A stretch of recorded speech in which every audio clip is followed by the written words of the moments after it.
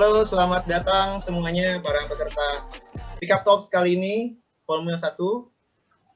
Semoga semua sehat-sehat aja ya. Sambil menunggu teman-teman yang lain, perkenalkan saya Arif, salah seorang member dari UFPG yang hari ini akan memandu acara di awal aja. Nanti setelah itu akan dipandu oleh moderator kita.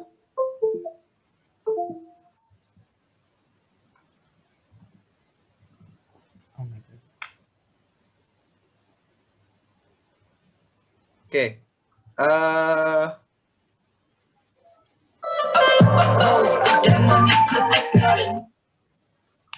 Baru ada berapa orang nih ya yang hadir ya? Partisipannya baru 14 orang, sambil menunggu yang lain ya. Mungkin kita perkenalkan diri dulu ya. Dari saya Muhammad Arif, saya member dari UFPG. Hari ini kita akan coba bahas tentang olahraga saat pandemi, bisa nggak sih gitu kan?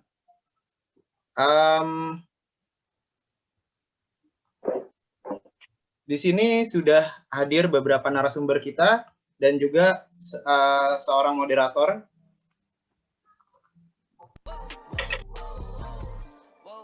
Oke, pertama-tama saya kenalin dulu ya moderatornya ya. Oke, sudah mulai masuk beberapa orang.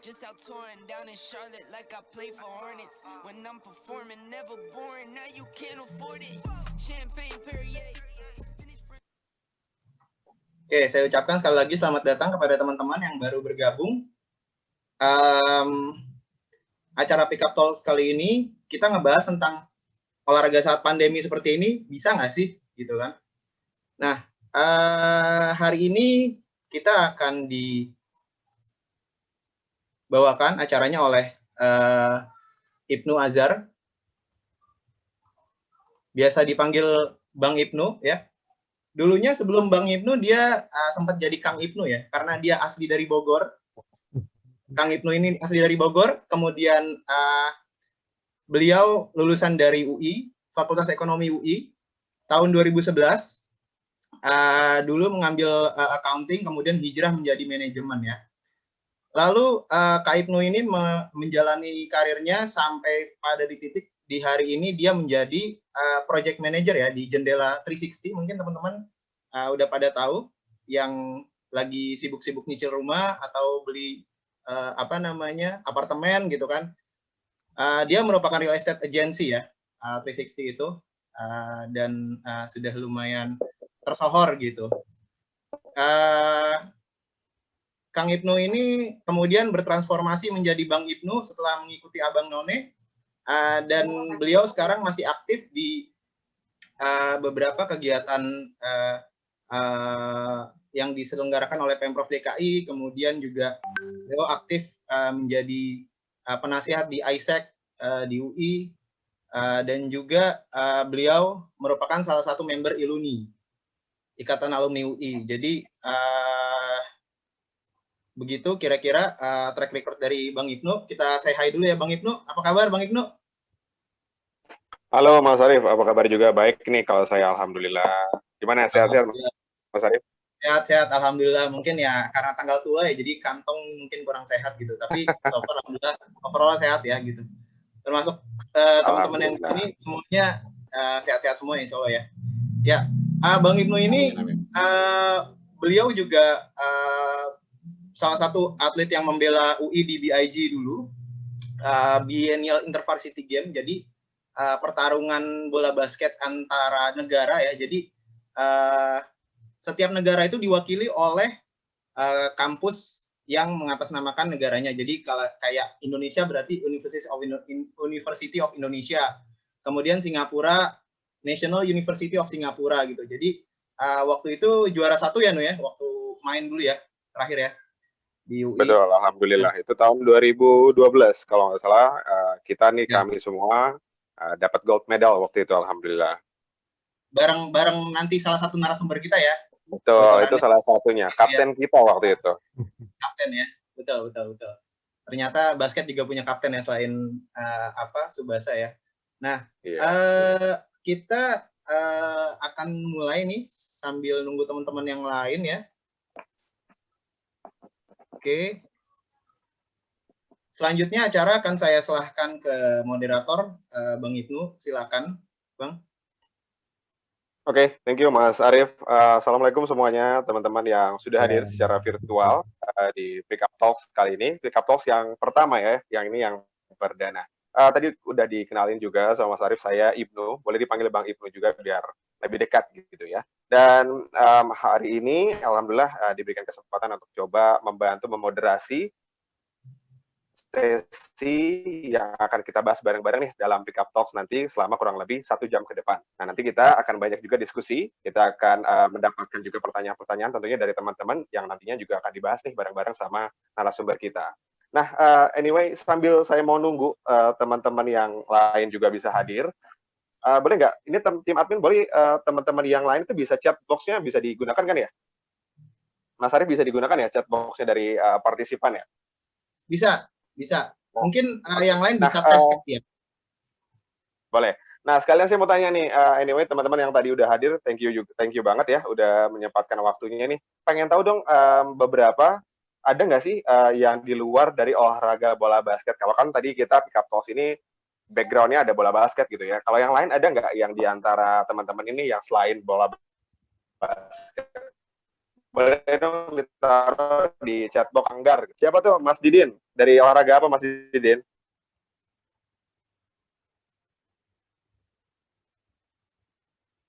Oh, banyak, ada Bella juga ya. Jadi yang ternyata peminat Pick Up Talks yang pertama ini nggak cuma dari olahraga bola basket. Artinya kita nanti akan membahas secara general, di mana semua olahraga seharusnya punya kepentingan juga dan ada relevansinya dari materi yang akan kita bahas.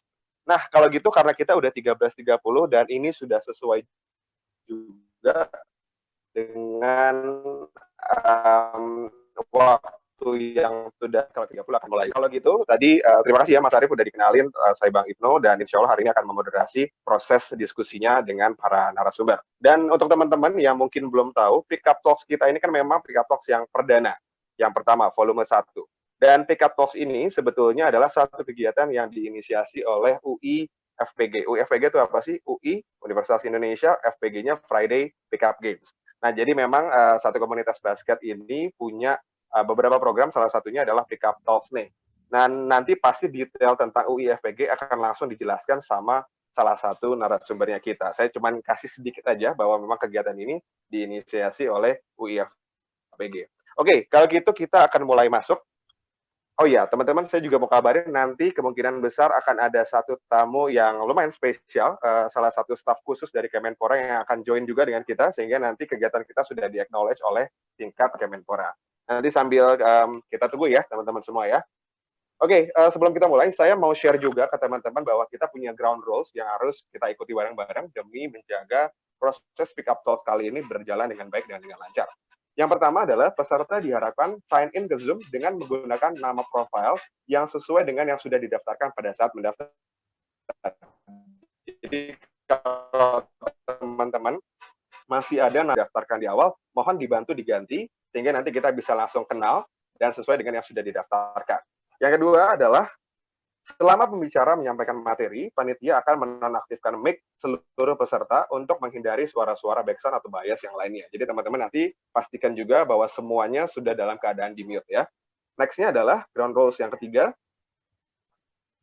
Peserta dilarang untuk merekam acara tanpa seizin penyelenggara. Jadi nanti untuk proses rekaman biar dari kami aja, sehingga nanti teman-teman bisa di-share oleh kita juga. Next-nya adalah pertanyaan dapat ditulis di chat room dengan format. Nah, jadi teman-teman pasti selama presentasi ini nanti akan berjalan, pasti akan muncul insight baru, pertanyaan-pertanyaan yang mungkin pengen disampaikan langsung ke para narasumber kita. Nah, kita punya rules bahwa teman-teman yang mau bertanya, mohon untuk mengikuti format yang sudah ditentukan dengan mengetik nama, strip, komunitas, atau asal kampusnya, atau asal sekolahnya. Jadi cukup mudah ya, teman-teman. Contohnya seperti saya, nanti saya tulis Ibnu, strip dari UI gitu ya, baru spasi pertanyaan apa yang mau disampaikan ke para narasumbernya. Oke, next-nya adalah Pertanyaan ditujukan ke UI FPG admin dan dapat diajukan selama pembicara menyampaikan materinya. Jadi teman-teman supaya nggak lupa disimpan di akhir sesi, kita boleh langsung buka pertanyaannya dari awal, tapi akan kita tampung dulu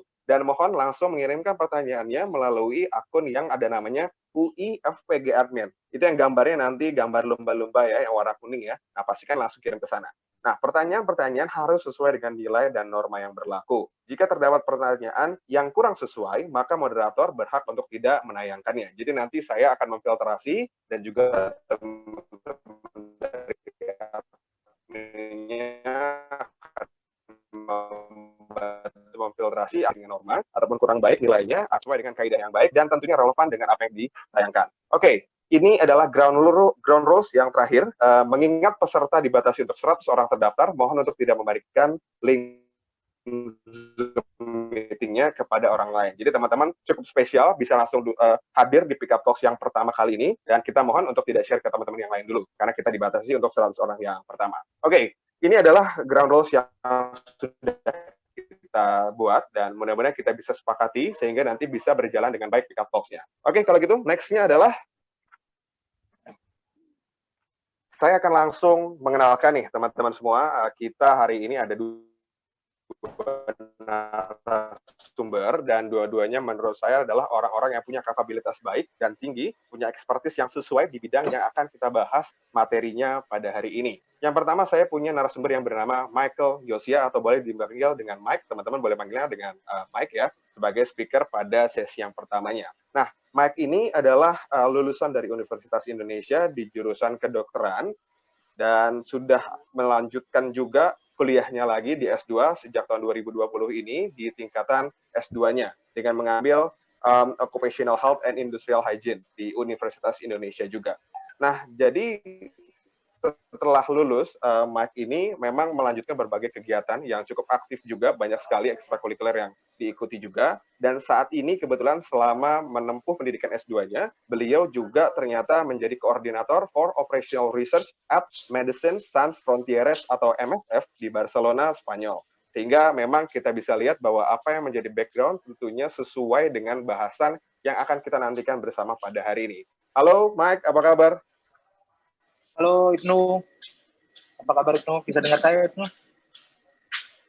Halo, halo. Ya bisa dengar nih. Halo. Oke, sip. Ya. Bisa mantap. Oke, thank you Michael ya udah menyempatkan nih waktunya hari ini buat berbagi sama teman-teman semua di Pickup Talks yang pertama. Nanti kita akan nantikan ya bahasan-bahasan yang akan di-share sama Mike langsung nih. Oke? Oke. Next-nya kalau gitu teman-teman, saya punya satu lagi speaker yang tadi saya udah bilang ternyata ada satu orang di sini yang cukup spesial juga dan saya yakin punya kapabilitas menjelaskan pengalamannya dalam mengembangkan UIFPG ini. Dan beliau ternyata adalah founder dan juga komisioner dari UIFPG ini yang menginisiasi kegiatan Pickup Talks pada hari ini. Namanya adalah Muhammad Idam Akbar atau boleh dipanggil sama teman-teman sebagai namanya Idam. Nah, Idam ini pada tahun 2007 kebetulan masuk di UI. Beliau adalah lulusan UI di tahun 2011 yang berjurusan material atau metalurgi teknik di Fakultas Teknik Universitas Indonesia dan sejak tahun 2013 kembali melanjutkan studinya lagi di tingkatan S2 dengan jurusan Corrosion Engineering dan di fakultas yang sama juga di Fakultas Teknik. Dan banyak sekali Kak Idam ini memang sudah berlalang buana sebagai atlet bola basket dan tingkatannya juga bukan tingkatan yang sembarangan ya, tingkatannya sudah bisa sampai ke Platda Jakarta dan juga PON di 2012. Nah, beliau ini memang aktif sekali, selain memang dunia akademisinya juga sangat oke, tapi juga dunia non-akademisnya dalam bola basket terutama dan juga olahraga ini sangat luar biasa juga. Nah, dan tadi yang seperti saya bilang, beliau ini adalah founder dan juga komisioner dari UIFPG, sehingga memang nanti akan ada pengalaman-pengalaman tertentu yang akan dibagikan bagaimana pengalamannya meminimalisir proses penyebaran COVID mungkin ya, dan juga tetap menjalankan olahraga selama pandemi ini. Oke, saya mau sapa dulu deh kalau gitu ya. Halo, Idam, apa kabar? Halo, Nu. Baik, alhamdulillah. Lo gimana? Alhamdulillah, baik juga, baik juga. Thank you nih udah meluangkan waktunya siang ini buat berbagi nih nanti sama kita ya. Siap. Kita akan tunggu nih nanti presentasinya di sesi yang kedua ya setelah dari Mike kalau gitu. Oke, teman-teman, ini adalah dua speaker yang saya rasa sangat relevan sekali dengan materi yang akan kita sampaikan pada hari ini. dan juga masing-masing memang memiliki expertise yang akan dibagikan nantinya ke teman-teman semua. Nah, sebelum kita mulai ke acaranya yang pertama, yaitu adalah presentasinya, saya mau ada satu pernyataan disclaimer yang memang perlu kita sampaikan ke teman-teman semua bahwa pada saat ini di Pick Up Talks yang volume pertama, pembicara itu merupakan praktisi di bidang kesehatan dan juga olahraga yang tidak mewakili pihak atau instansi atau badan manapun. Sekali lagi, keduanya, speaker Ida, tidak mewakili pihak, instansi, atau badan manapun. Sehingga pandangan atau informasi yang diberikan ke pembicara hanya sebatas sosialisasi yang dapat berguna bagi masyarakat umum. Jadi memang nanti sifatnya kita akan talk show berbasis dengan pengalaman dan juga pandangannya sesuai yang sudah ditemui beliau-beliau ini nantinya. Oke, teman-teman, kalau gitu kita akan langsung mulai ke presentasi yang pertama. Kita akan presentasi yang singkat saja, tapi saya harap nantinya banyak insight yang bisa didapatkan oleh teman-teman semua. Kalau gitu yang pertama kita akan langsung silahkan nih Michael Yosia untuk bisa mempresentasikan apa yang menjadi pandangannya terkait dengan olahraga aman saat pandemi. Sesuai dengan judul kita pada hari ini, yaitu apakah olahraga selama pandemi itu sebetulnya bisa nggak sih? Nah, kita langsung dengarkan ya teman-teman. Silakan Mike kalau gitu. Halo, cuma mau konfirmasi dulu, suara saya jelas ya? Ya, jelas. Jelas. Oke, mantap. Sip, nanti untuk partisipan kalau suara saya tiba-tiba hilang atau suaranya tidak jelas, boleh langsung aja bilang ke admin, supaya nanti saya langsung perbaiki suaranya. Takutnya ada gangguan-gangguan teknis yang kurang enak nanti. Oke, boleh slide pertama lagi tadi. Mantap. Sip. Jadi kita langsung aja, pandemi dan COVID-19. Kita tahu COVID-19 itu adalah sebuah pandemi yang sekarang lagi mendunia, merubah banyak banget gaya hidup kita, merubah banyak banget teknologi kita, merubah banyak banget cara kita bekerja dan beraktivitas sehari-hari. Salah satunya tentunya saat kita melakukan olahraga. Ini Dr. Tedros dari WHO, direkturnya waktu itu, dia bilang, dalam hari-hari ke depan, dalam minggu-minggu ke depan, kita akan melihat jumlah kasus ini akan terus meningkat, jumlah kematian akan terus meningkat, dan jumlah negara yang terkena oleh COVID ini akan juga meningkat. Dan ini tetap menjadi nyata. Sampai sekarang kita belum berhasil secara 100% mencegah penyakit ini mendunia. Sekarang kita dulu deh, apa sih aspek-aspek dari COVID-19 ini yang membuat dia begitu spesial, membuat dia begitu parah di dunia. Pertama adalah gejalanya yang berat. Gejala utamanya memang di saluran pernafasan, tapi dia dapat juga mengganggu organ-organ lain, terutama jantung, saluran pencernaan, dapat juga mengganggu saluran, dapat juga mengganggu ginjal. Ada juga yang menemukan bahwa dia mengganggu otak. Jadi sangat luas, efeknya sangat-sangat luas. Dan oleh sebab itu gejalanya berat dan sering juga dapat menyebabkan kematian. Kedua adalah dia sangat menular. Tingkat menularnya sangat-sangat tinggi. Banyak yang bilang, ini cuma flu biasa nih, sama aja atau batuk pilek doang. Tapi nanti kita akan lihat habis ini bagaimana perbandingan penularan flu biasa dan penularan COVID ini sendiri. Yang ketiga adalah baru atau novel.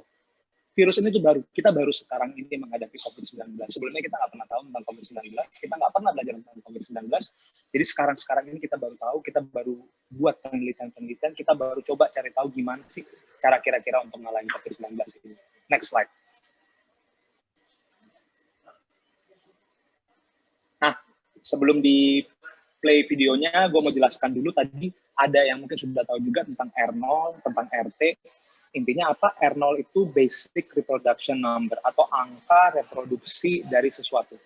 Kalau COVID-19 dikatakan R0-nya 2 sampai 2,5, tandanya kalau misalnya satu orang terinfeksi COVID, kemungkinan 2 atau 2 sampai 2,5 orang lainnya itu akan terinfeksi COVID juga. Kalau ini kita bulatkan ya, karena orang tuh nggak bisa dibilang setengah doang. Jadi kita bilang 2 sampai 3 gitu. Sedangkan kalau flu kita lihat di sini 1,3 saja. Perbedaannya cuma 1. Perbedaannya memang cuma 1. Tapi coba kita lihat videonya. Habis ini coba di-play dulu.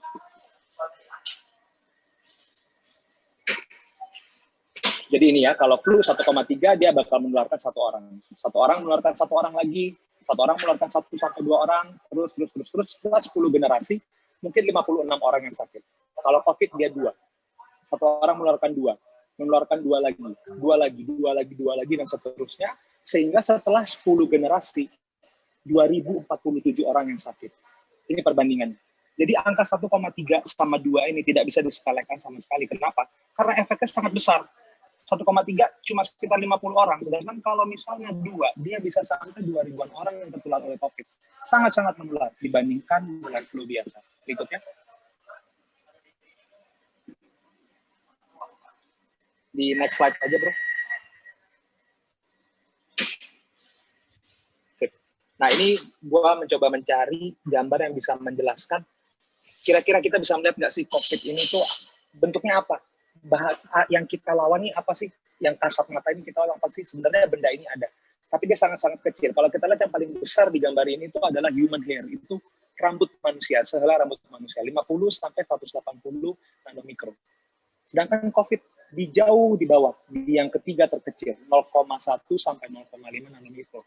Jadi memang ukurannya sangat-sangat kecil. Yang kita lihat ini kasat mata. Lebih kecil daripada bakteria, bahkan lebih kecil daripada dust particle atau debu. Sangat-sangat kecil. Berikutnya. Sekarang kita lihat juga tentang penularan. Tadi kita sudah ngomong bahwa ada kemungkinan R0-nya itu atau tingkat reproduksinya itu 2. Jadi satu orang yang tertular bisa menyebarkan ke 2. Sekarang kita lihat bagaimana caranya. Nah, ini masih terjadi perdebatan dunia. Waktu itu saya sempat ikut meeting dengan CDC waktu mereka hendak merubah definisi, bukan definisi ya, mereka hendak merubah cara penularan COVID-19 itu sendiri. Ada yang bilang COVID hanya tertular melalui droplet. Jadi droplet itu apa? Droplet itu adalah butiran air yang keluar dari tubuh kita saat kita bersin atau saat kita batuk. Ada yang bilang dia airborne. Airborne itu apa? Airborne itu dia bisa menular melalui udara. Tandanya apa? Tandanya kalau misalnya orang itu berbicara saja, udara yang keluar dari mulutnya itu bisa mengandung virus-virus corona sehingga menularkan ke orang lain. Apa impact-nya? Impact-nya ini. Kalau misalnya dia droplet, kita bisa lihat bahwa besar dari partikelnya itu lebih dari 5 mikron. Cukup besar sebenarnya. Sedangkan kalau dia melalui airborne, besar partikel yang dapat menularkan itu lebih kecil dari 5 mikron. Tandanya apa? Tandanya mungkin kalau misalnya dia lewat airborne, banyak masker-masker yang kita gunakan itu tidak mampu menahan kuman COVID ini keluar dan menular ke orang lain. Kalau misalnya dia gede, dia droplet lebih dari 5 mikron, banyak masker bisa mencegah dia tertular. Tapi riset masih terus berlanjut, kita masih terus melihat perkembangan, apa benar semua COVID ini ditularkan melalui airborne, apa gabungan dari keduanya, atau hanya droplet saja. Jadi nanti kita akan terus melihat perkembangan dan ini akan merubah cara kita melawan dan mencegah COVID. Berikutnya. Kita langsung masuk ke yang menarik nih, tentang diagnosis COVID-19. Untuk diagnosis COVID, pertama yang kita bisa cari adalah antigen. Antigen itu apa sih? Pasti banyak yang nanya. Pasti banyak yang udah tahu juga. Karena akhir-akhir ini swab antigen kan menjadi sebuah topik yang cukup hangat di Indonesia. Jadi antigen itu sendiri adalah benda jahat yang kita cari. Virus yang kita cari, bakteri yang kita cari. Jadi kalau kita bilang antigen COVID-19, yang kita cari adalah virusnya sendiri. Badan virusnya itu sendiri. Atau materi genetiknya. Atau sisa-sisa mayat virus itu sendiri. Jadi antigen itu langsung mencari virusnya. Atau di dalam perbandingan ini, antigen itu penjahatnya. Antigen itu jokernya. Itu yang kita cari. Berikutnya. Nah, kalau antibodi itu apa? Antibodi itu justru kita mencari sel-sel tubuh atau bukan sel-sel atau bagian-bagian tubuh yang dikeluarkan tubuh untuk melawan antigen tadi, untuk melawan COVID tadi. Jadi kita cari polisinya, kita cari Batman-nya. Dengan asumsi apa? Kalau misalnya ada Joker, pasti ada Batman yang mencoba melawan. Kalau misalnya ada penjahat atau pencuri, pasti ada polisinya yang mencoba menangkap. Jadi kalau antibodi itu kita tidak langsung menangkap pencurinya, tapi kita mencoba melihat tanda-tanda bahwa ada perlawanan dari tubuh kita terhadap virus tadi itu sendiri atau antigen tadi itu sendiri. Next. Jadi gitu ya, ada perlawanan dari antibodi melawan antigen. Itu yang kita cari, antibodinya atau antigennya. Untuk mode pemeriksaannya apa? Berikutnya aja, nggak apa-apa. Kalau untuk antibodi, tentu yang digunakan adalah rapid test antibodi. Semua sudah cukup familiar dengan rapid test antibodi salah satu, yang diambil melalui darah. Kalau antigen apa? Kalau antigen ada banyak. Kenapa ada banyak? Karena gini, kalau misalnya kita mencoba melihat malingnya ada atau tidak, kalau kita lihatnya dari polisinya ada apa tidak, belum tentu malingnya itu ada. Kadang mungkin polisinya cuma lagi patroli aja. Kadang polisinya mungkin cuma mau nangkep orang yang bukan maling itu sendiri. Kadang Batman keluar untuk melawan orang lain, tidak hanya melawan Joker itu sendiri. Jadi kalau ditanya lebih akurat mana, tentu lebih akurat antigen. Kalau antibodi kita nyari polisinya, bukan nyari penjahatnya. Jadi nyari tanda-tanda bahwa ada pencurian. tapi kita tidak mencari pencurinya secara langsung. Makanya itu kenapa tes antigen itu lebih banyak dikembangkan di dunia, terutama untuk COVID-19. Lalu mode pemeriksaannya apa saja? Kalau untuk antigen yang bisa dilakukan adalah pertama PCR test. Kita mencari apa benar ada genetik atau apa benar ada sisa-sisa dari virus dalam tubuh orang. Lalu rapid swab antigen. Pada dasarnya sama, cuma lebih cepat saja pemeriksaannya. Ada juga rapid antigen dan Roche antigen test. Dua hal ini adalah pemeriksaan antigen menggunakan sampel darah, jadi tidak menggunakan swab. Berikutnya. Nah, sekarang ada satu hal lagi yang kita selalu agak kelupaan. Kita selalu pikir cuma antibodi antigen untuk diagnosis, tapi ada satu lagi. Kalau ada penjahat dan kalau ada pencuri, pasti ada kerusakan. Kerusakan ini bisa kita lihat sebagai tanda-tanda COVID-19 juga. Nah, apa aja tanda-tanda kerusakannya? Pertama kita harus lihat keluhan pasien. Keluhan pasien itu nomor satu. Kalau dia mengeluhkan demam terus-menerus, keluhan pernapasan, sesak nafas, batuk pilek, segala macam, mungkin belum tentu COVID, tapi sudah bisa mengarah ke sana. Pemeriksaan fisik kita dengar, biasa dokter menggunakan stetoskop yang kita dengar suara paru-paru pasien, ada kelainan atau tidak. Itu juga menandakan adanya kerusakan paru yang mungkin disebabkan oleh COVID. CT scan atau pemeriksaan radiologi di foto-foto dadanya, kita coba mencari tuh ada nggak bukti-bukti kerusakan itu sendiri. Dan pemeriksaan lab atau pemeriksaan darah lainnya. Next. Jadi ini key symptoms-nya, saya rasa semua sudah tahu juga. Next. Ini contoh CT scan. Jadi mestinya kalau di orang sehat, dadanya itu putih, tuh paru-parunya putih karena bersih udara. Tapi kalau ini udah rusak, jadi banyak kerusakannya. Kerusakannya adalah bercak-bercak putih itu sendiri. Yang saya tekankan di sini adalah diagnosis COVID bukan hanya melalui antibodi dan antigen, tapi kita juga dapat melihat tanda-tanda kerusakan pada pasien itu sendiri. Walaupun mungkin agak susah tergantung oleh kemampuan dokternya sendiri, tapi ini adalah sebuah cara yang tidak boleh dilupakan begitu saja. Berikutnya. Oke, ini sekedar contoh saja. Saya rasa pemeriksaan antibodi semua sudah tahu lah ya. Rapid test antibodi melalui darah bisa mengetes melihat IgG atau IgM. IgG-IgM itu sendiri apa? Akan saya jelaskan di slide berikutnya, nggak perlu khawatir. Nah, untuk pemeriksaan antigen, sekarang ada yang rapid antigen swab, di swab mulutnya, tapi pemeriksaannya rapid, pakai di drop aja di dalam alat kitnya, kita bisa lihat hasilnya. Nah, yang dibawa ini apa? Yang dibawa ini adalah sebuah dana simple yang saya coba gunakan untuk menjelaskan PCR itu bagaimana kerjanya. Jadi kalau misalnya kita menggunakan PCR, kita tuh melihat materi genetik. Kalau misalnya benda-benda tertentu, tubuh bahkan manusia, virus, bakteri tertentu, mereka mempunyai tanda-tanda genetik yang khas. Kalau misalnya kita misalkan saja ya, misalkan kalau COVID, mungkin dia di 500, 400, 300, 200, 100, ada tuh keluar bercaknya. Nanti kalau kita periksa sampel dari PCR orang, kita bisa aja membandingkan langsung. Oh, ini 500, 400, 300, 200, 100-nya juga sama nih, garis putihnya keluar. Berarti dia ini benar COVID positif. Jadi cuma perbandingan materi genetik. Ada atau tidak materi genetik dalam tubuh orang itu sendiri. Berikutnya. Ini adalah sebuah tabel yang saya rasa mungkin banyak juga yang kalau agak kepo bisa lihat. Ini menunjukkan kapan paling efektif untuk melakukan tes COVID. Kita bisa lihat bahwa ada banyak tuh. Ada pertama PCR, ada antibody, dan ada detection unlikely. Jadi dia bilang kalau misalnya ini kita dasarkan kepada keluarnya gejala ya, karena itu adalah sebuah tanda yang cukup objektif yang bisa kita sandarkan. Jadi waktu keluar gejala 1-2 minggu sebelum keluarnya gejala, sebenarnya kalau dites ada kemungkinan positif, tetap ada kemungkinan positif. Tetapi kemungkinan positifnya itu kadang masih cukup rendah, apalagi kalau dia di bawah 2 minggu. Nah, setelah simptom itu keluar, setelah gejala itu keluar, tes itu makin akurat, tes makin mudah untuk mendeteksi COVID dalam tubuh. Terutama apa? Waktu keluar gejala, yang paling sering positif hasilnya adalah PCR atau antigen tes.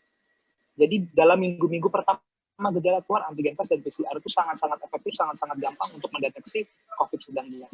Setelah minggu kedua, minggu ketiga, kita lihat apa yang naik itu adalah antibody detection. Jadi tes antibody justru malah lebih efektif setelah minggu kedua dan ketiga untuk menghasilkan hasil yang bagus, yang akurat. Berikutnya. Nah, di sini saya akan mencoba menjelaskan mengenai konsep IgG, IgM sedikit. Jadi, dikala tubuh kita terpapar oleh sebuah virus atau bakteri, dia akan mencoba melawan. Dia mengeluarkan dua hal. Pertama ada IgM, kedua ada IgG. IgM adalah perlawanan yang pertama. Perlawanan yang pertama ini apa? Dia perlawanan yang cepat. Dalam 1 minggu pertama dia keluar, langsung melawan. Tapi setelah dia melawan itu, dia akan menghilang lama-lama. Digantikan oleh IgG. IgG ini sifatnya lebih permanen. Ini yang biasa dibilang imunitas.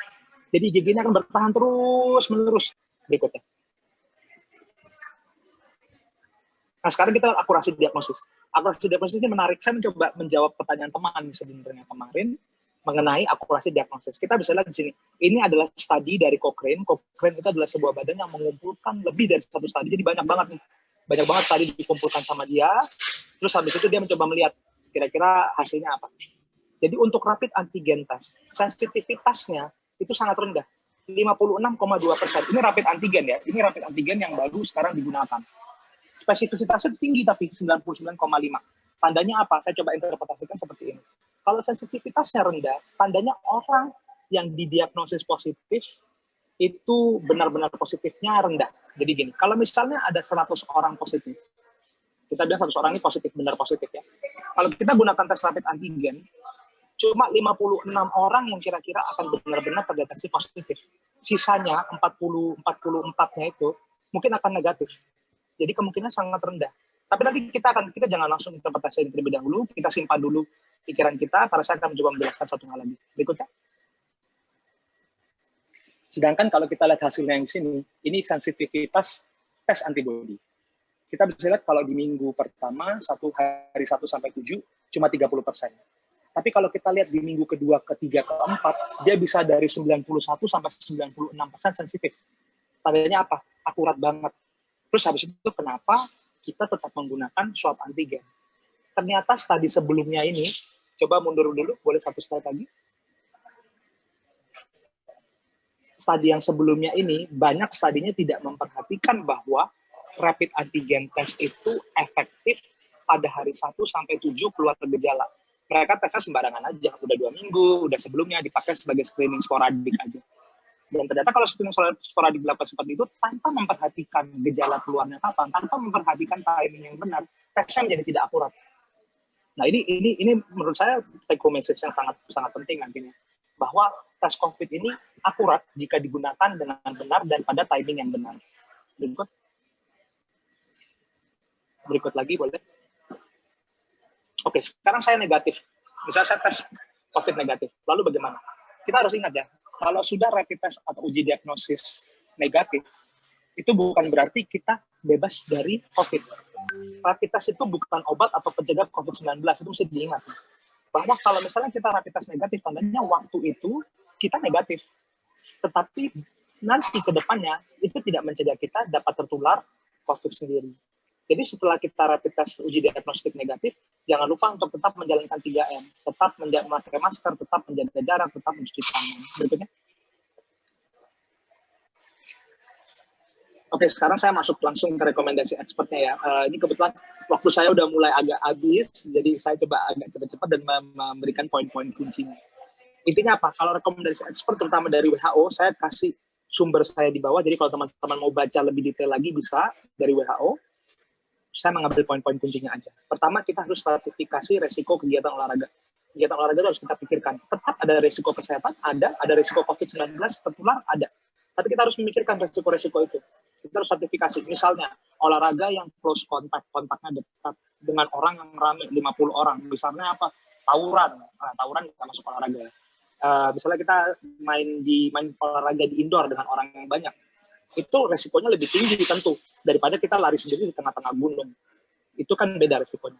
Kedua, ukuran acara, berapa banyak orang yang akan terlibat dalam acara itu perlu dipikirkan, indoor atau outdoor.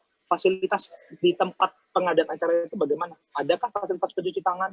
Adakah fasilitas isolasi kalau misalnya ada yang positif waktu lagi main?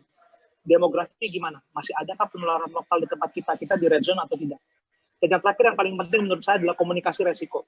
Penyelenggara acara terutama ya harus mengkomunikasikan bahwa masih ada resiko ini. Masih ada resiko lo tertular COVID lo kalau lo main bareng sama kita. Tetapi resiko ini kita kontrol dengan cara apa? A, B, C, D, E. Lo mesti ikutin protokol. Lo mesti ikutin ini. Lo mesti bilang kalau misalnya lo sakit. Lo mesti segala macam. Jadi lo harus komunikasikan resiko. Baik penyelenggara mengkomunikasikan maupun pemain juga menjelaskan ke penyelenggara apa keadaan mereka saat itu. Berikutnya.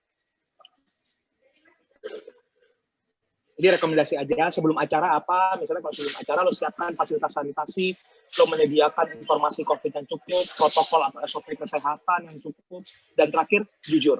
Lu harus jujur. Sebelum acara kalau misalnya lu ditanya sama orang, kamu sakit gak sih sekarang? Jangan, aduh gue pengen banget nih, gue pengen banget main bola nih, aduh ya udah deh, enggak kok, gue gak sakit kok, gue sehat. Lo harus jujur. Saat acara apa? Lo harus menjalankan 3M. Harus kalau bisa ya, idealnya ditunjuk satu orang untuk menjadi warden, untuk mengingatkan ke orang-orang dan menjalankan protokol kesehatan. Kalau lagi nggak main, lagi di bench, boleh dong pakai masker dulu bro, habis main cuci tangan dulu dong. Gitu. Tidak berbagi barang pribadi, jangan bagi-bagi botol minum, jangan bagi-bagi handuk dan lain-lain. Dan lo harus jujur lagi. Kalau misalnya dalam acara lagi main, lo nggak enak badan, lo bilang, lo harus bilang lo nggak enak badan, gue pulang aja deh, kayaknya gue nggak enak di sini. Sesudah acara gimana? Sudah acara lo harus mempersiapkan jalur komunikasi ini setelah acara selesai. Kalau misalnya ada yang positif, lo harus menyiapkan jalur komunikasi untuk informasi dan kontak tracing. Semua yang datang ke acara lo berhak tahu ada resiko itu. Atau semua yang datang ke acara lo berhak tahu kalau wah mereka terpapar sama orang yang positif. Dan terakhir, sama lagi, gua ulangi lagi, lo harus jujur. Kalau setelah game, lo ternyata positif, lo harus bilang ke panitia, lo harus bilang ke teman-teman lo. Jangan lo keep sendiri. Kenapa? Karena resikonya bukan cuma ke lu doang dan ke teman-teman lu doang, tapi ada keluarga mereka di rumah, kakek nenek mereka, orang tua mereka yang akan kena juga. Berikutnya. Ini rekomendasi spesifik, saya sudah sentuh tadi, ya pakai masker, kalau bisa dilakukan tes, terutama di NBA, di F1, tadi kita lihat bahwa sebelum pertandingan biasa mereka melakukan tes tuh. Untuk apa? Untuk meminimalisir resiko penularan COVID itu saat pertandingan dilakukan. Berikutnya. Take home message apa? Satu, COVID-19 masih ada dan COVID itu sangat menular. Kita udah lihat tadi penularannya sangat tinggi. Tes diagnosis dilakukan tepat waktu. Kalau misalnya tesnya sebagus apapun, lo nggak lakuin tepat waktu, sama aja bohong. Hasilnya bisa tiba-tiba negatif. Padahal sebenarnya nggak seperti itu.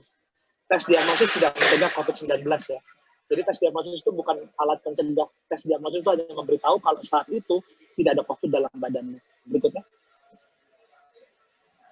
Olahraga masih memiliki resiko menularkan COVID-19. Yang bisa dilakukan apa? Kita mitigasi resiko itu. Kita identifikasi resikonya, lalu kita berusaha sebisa mungkin untuk mengurangi resiko itu. Berikutnya. Jujur. Ingat untuk jujur. Sama teman, sama keluarga, lo harus jujur. Next. Oke. Thank you. Itu dari gue ya. Oke. Thank you Mike udah nyampaikan berbagai informasi dalam presentasinya, very simple yet very comprehensive juga. Dan saya yakin tadi teman-teman yang menyaksikan pasti sudah ada beberapa pertanyaan yang ingin disampaikan. Dan ini adalah sebuah informasi yang tentunya sangat penting ya buat teman-teman perhatikan. Karena tadi kita udah dibahas juga tuh ada pola penyebarannya ternyata lebih cepat dari flu biasa. Kemudian ada pola testing juga harusnya seperti apa, kapan, kemudian ada key takeaway keamanan saat berolahraga. Nah, Mike, akan ada beberapa pertanyaan yang akan disampaikan ke Mike nih, cuma nanti kita akan bukanya di Q&A session ya. Saya udah tampung beberapa pertanyaan yang spesifik untuk Mike. Tapi nanti kita akan bahas di Q&A session ya. Oke, teman-teman, ini sebelum untuk teman-teman, kita sebelum masuk ke sesi yang berikutnya di speaker yang kedua, ternyata di tengah-tengah kita nih bersama dengan kita sejak tadi sudah hadir juga staf khusus Kemenpora yang namanya adalah Alia Laksono. Kita sapa dulu ya teman-teman ya semua ya. Halo Alia, apa kabar?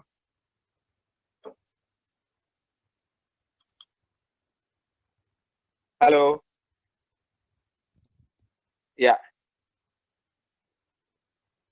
Jadi teman-teman, kita tadi sejak awal presentasi, staf khusus Kemenpora juga udah menyaksikan bareng-bareng nih dengan kita. Gimana Alia udah bisa dengar suaranya?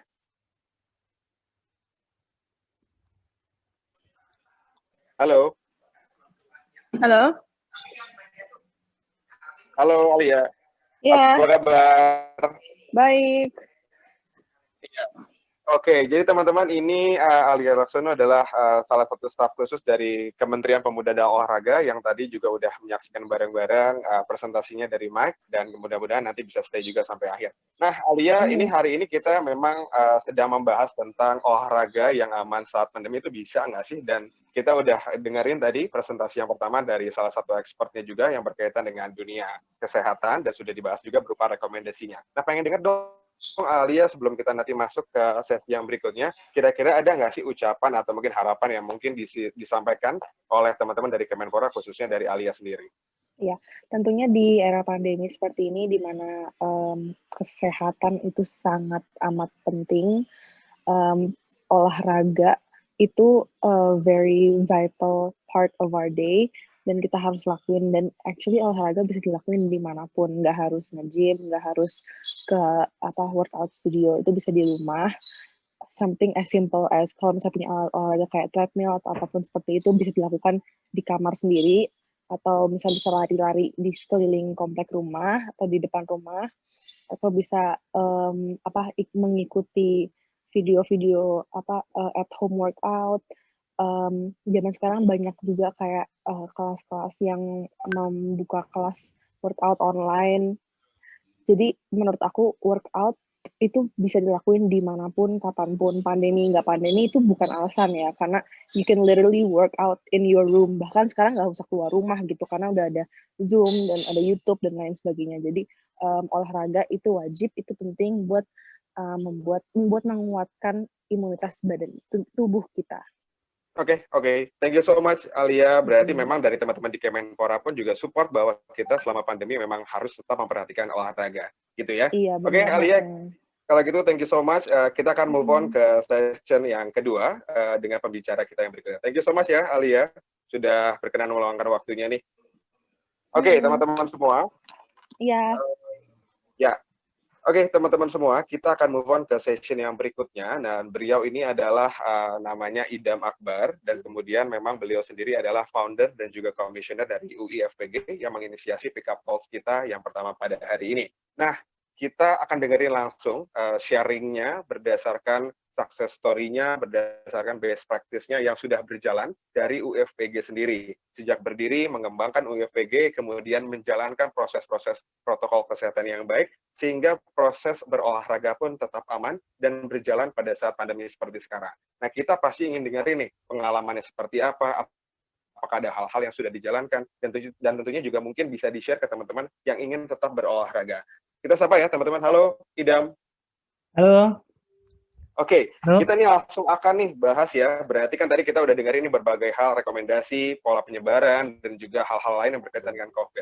Nah, sekarang kita pengen tanya tentunya ke UIFPG sendiri, selama sudah berjalan berapa tahun, hampir 5 tahun ya, benar ya? Ini Ya, sudah banyak menjalankan hal-hal yang berbasis dengan kesehatan, protokol kesehatan, mungkin ada detail-detail yang nanti akan disampaikan langsung sama Idam sendiri, yang teman-teman bisa dengar ya, nanti kalau gitu. Oke, Idam silakan untuk berpresentasi, menyampaikan beberapa informasi yang bisa didapatkan oleh kita semua. Silakan Idam. Oke, Assalamualaikum warahmatullahi wabarakatuh. Terima kasih Ibnu, Alia. Thank you juga buat Mike, presentasinya bagus banget. Isinya bagus banget, sangat relevan banget sama kehidupan kita saat ini. Dan yang paling penting menurut gua pribadi, kalau gua ngelihat orang sekitar, banyak banget tuh yang misleading tentang COVID testing dan akurasinya. Banyak banget kalau misalnya dia mau ketemu temannya harus tes dulu, atau misalnya kalau tiba-tiba ada kontak erat langsung tes, padahal kan ada waktu-waktu yang tepat ya. Itu informatif banget. Thank you Mike. Dan gue yakin banget teman-teman yang datang hadir hari ini juga penasaran banget kan bagaimana sih UFPG ini tetap eksis pada saat pandemi, dan bahkan permainan kita bertambah gitu, dari yang cuma 1, 2, sekarang bisa jadi 4 hari bermain dalam waktu 1 minggu. Next, boleh? Tapi sebelumnya nih, gue pengen mengajak kalian berimajinasi, berpikir, pernah nggak sih, coba bayangin deh, pernah nggak sih kepikiran sebelum berolahraga nih, saat texting di rumah, mau janjian sama teman-teman, kemudian udah tiba, mau ketemu temennya nih, udah di depan gerbang lapangan, terus bertanya-tanya pada diri sendiri, teman kita tuh bebas COVID nggak ya? OTG nggak ya? Kontak erat nggak ya? Yakin nggak sih mereka beneran nggak ada simptom? Atau bahkan ke diri sendiri kita nggak jujur gitu. Aduh, kita tuh fit nggak? Kita ini nggak sih bisa olahraga dengan keadaan kita seperti ini?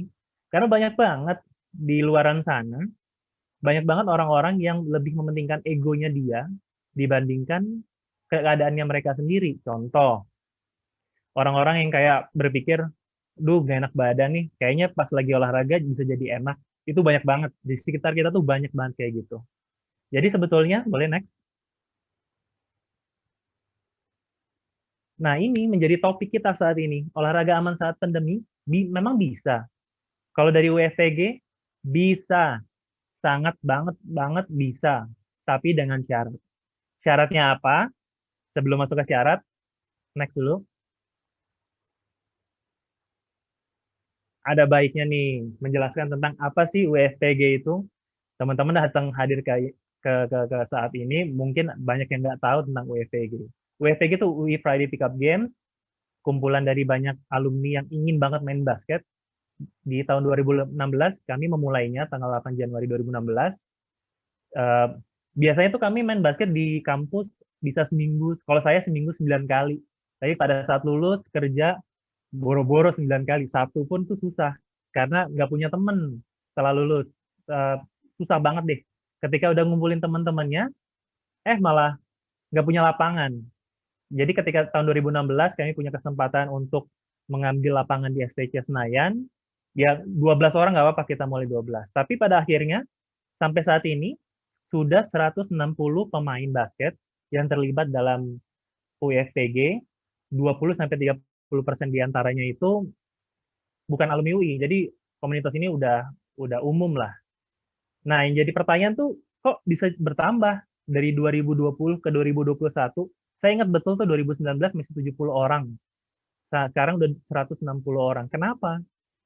Padahal sebetulnya sih bulan Maret 2020 kami berhenti main basket. Itu total nggak ada main basket. Kita mulai lagi bulan Juli. Karena menurut kami main basket itu penting banget. Selain melepas tekanan dalam kerjaan ya, WFH itu kan pasti banyak banget tuh tekanannya. Kami juga sosialisasi, ngobrol, terus ngomongin bisnis, startup company, dan semacamnya. Jadi kita komitmen ingin main basket dengan aman. Dengan cara apa? Ini syaratnya tadi nih. Next. Boleh next. Ya, ini. Kita panggil ini namanya sistemnya pre-game assessment. Ini bukan sistem gaya-gayaan loh. Ini bukan nice to have. Ini sesuai dengan arahan WHO, di mana WHO menganjurkan setiap sport organizer mempunyai risk assessment sebelum memulai pertandingan, sebelum memulai bermain olahraga. Jadi kalau ngomongin pre-game assessment tuh mirip kayak risk assessment. Analogi mudahnya itu ketika kalian misalnya dari rumah mau ke minimarket, dari keluar rumah, terus naik motor misalnya, terus ke minimarket, terus pulang lagi ke rumah, dianalisis tuh bahayanya. Apa aja sih kemungkinan-kemungkinan bahayanya, dan nggak sampai situ. Risk assessment tuh sampai ke arah memitigasi sama prevensi. Contoh, misalnya bahaya ngebuka pintu, ternyata ada karatnya. Risikonya bisa luka tangannya. Nah, biar nggak luka, misalnya pakai glove, misalnya pakai sarung tangan. Atau misalnya kita menyentuh bagian yang tidak ada karatnya, jadi fokus. Ya, kira-kira seperti itulah pre-game assessment. Jadi, dalam pre-game assessment ini akan bertanya detail seputar aktivitas saat ini, para calon pemain, aktivitasnya dia, aktivitasnya keluarganya, dan sampai aktivitas lingkungannya, sampai aktivitas kantornya, seperti itu. Next. Ya, kami membagi pre-game assessment ini menjadi 5 tahapan. Yang pertama itu adalah wajib sehat. Wajib sehat ini bukan berarti bebas COVID loh. Wajib sehat itu artinya benar-benar fit untuk bermain, tidak letih, tidak lesu, kemudian tidak punya gejala apapun, bahkan sakit perut pun tuh nggak boleh. Karena apa? Banyak banget nih di inner circle kami, bukan di UFTG ya, maksudnya saudaranya, temannya kami itu, atau misalnya lingkungan di kantornya atau semacamnya, banyak banget yang terjangkit virus COVID ini beririsan dengan yang tidak fit. Padahal self-protection itu bagus banget. Ada beberapa orang yang saya kenal itu self-protection bagus banget, tapi masih bisa kena COVID. Yang saya tanya, kenapa bisa sih? Pertahanan apa yang bisa jebol? Salah satunya itu, nggak fit. Jangan sampai nanti pulang dari main WFPG, dari yang nggak fit, jadi drop, malah nanti dalam perjalanan pulang atau di hari berikutnya menjadi sakit. Jadi wajib banget sehat. Yang kedua, next. Pengisian data. Kalau kami sebut ini adalah form assessment yang harus diisi oleh para calon pemain yang akan bermain. Kalau nggak ngisi, ya sorry to say, nggak bisa main. Jadi harus benar mengisi form assessment ini. Isinya apa aja? Intinya, seperti yang tadi saya ungkapkan, berisi tentang mengetahui kondisi aktual dari pemain, keluarga, dan sampai lingkungan sekitarnya, sampai ke kantornya. Terus di situ harus isi secara jujur. Tadi dikutip oleh Mike, harus diisi secara jujur. Jadi ini kayak bentuk menyinggung lagi apa yang tadi Michael sudah sampaikan, stratifikasi kondisi orang-orang yang akan bermain lah. Jadi harus jujur dan nanti data ini akan kami gunakan untuk di sesi wawancara. Dan ini sampai ini loh, sampai ke area pernah COVID test atau enggak, seperti itu. Next, oke. Okay. COVID test untuk pemain baru yang akan bermain untuk WFPG wajib, kalau di sini kami bikin rule, wajib memiliki atau pernah melakukan COVID testing 2 minggu terakhir sebelum bermain. Hal ini fungsinya juga untuk sebagai validasi data dari data yang diisi. Sebelumnya kami sebelumnya kami menyarankan untuk rapid test, tapi mulai bulan November kalau tidak salah kami tingkatkan standarnya menjadi swab antigen, minimum swab antigen. Dan apalagi PCR ya, PCR itu hukumnya wajib ketika orang tersebut kontak erat sama pasien COVID. Next. Nah, ini tahapan terakhir nih, wawancara.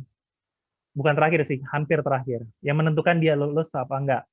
Jadi wawancara ini adalah bentuk verifikasi dan validasi data yang ada di assessment dan juga yang ada di tes COVID testing itu. Jadi pertanyaan ini detail banget. Saya sama beberapa teman pernah mewawancara beberapa orang yang kok sampai detail gini sih, kok sampai menyinggung banget personal. Tapi itu hanya beberapa, dan yang lain tuh support karena kami pengen main dengan aman dan nyaman. Oke, ada beberapa ulang, sorry, belum, masih yang tadi. Oke. Jadi dalam sesi wawancara ini kami memberikan catatan penting terhadap orang-orang yang bermain basket di luar UFPG, kemudian yang baru pulang dari luar kota atau luar negeri, terus yang baru inap dari hotel atau sejenisnya, terus yang baru datang dari acara pernikahan. Kenapa? Karena pre-game assessment ini sifatnya progresif. Ini generasi pertama yang, kalau kita ini nih, generasi pertama yang menghadapi pandemi, jadi belum mature banget. Jadi sifatnya benar-benar serious assessment ini progresif. Dan yang poin-poin item ini yang sudah dicatat oleh kami adalah contoh-contoh kasus yang pernah terjadi penularan COVID-19. Jadi dalam wawancara ini kami ingin betul menggali digging information tentang protokol COVID di area-area tersebut. Kalau misalnya kita anggap itu tidak selevel dengan UFPG, bentuk rekomendasinya adalah penundaan bermain selama beberapa hari, kemudian melakukan COVID test minimum swab antigen, atau kalau tidak bisa mengikuti rekomendasi ya tidak bisa bermain, mohon maaf. Atau misalnya kalau misal PCR test itu waktunya lebih singkat, istirahatnya kemudian bisa langsung PCR test. Next. Ya, ini adalah outputnya. Output dari pre-game assessment adalah risk level, atau kita bisa sebut kata lainnya adalah color code. Dari sini populasi data dimasukkan ke dalam setiap kotak ini nih. Dan setiap kotak ini sebelum bermain harus banget kita pastikan berada di zona hijau. Karena menurut kami itu zona yang harus yang paling aman. Warna ini juga menentukan frekuensi COVID test. Jadi ketika pemain baru tadi baru masuk harus mempunyai udah pernah mengikuti COVID testing 2 minggu terakhir sebelum bermain. Ketika dia masuk ke UFPG, frekuensi COVID test ini tergantung dengan color code. Jadi kalau misalnya aktivitasnya ternyata tidak ada yang berubah selama 1 bulan, ya dia bisa masuk ke kategori hijau atau kuning. Tapi ketika mereka langsung aktivitasnya misalnya lebih dari keluar rumah ke 3 tempat atau lebih, terus kemudian ada aktivitas yang baru di minggu itu, terus apalagi kontak erat gitu ya, mereka bisa masuk ke zona orange atau merah.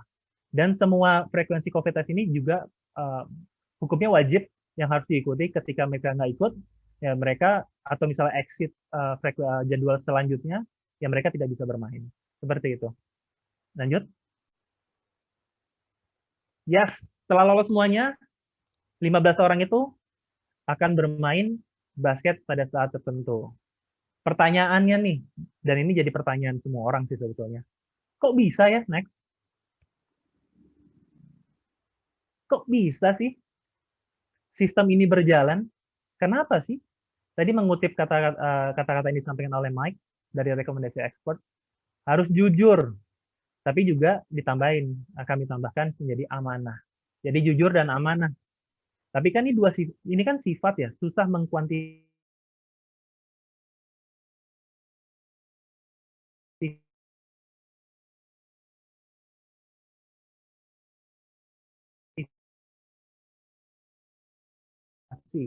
Yang tahu hanya orang dari kami, dari halo, kedengaran?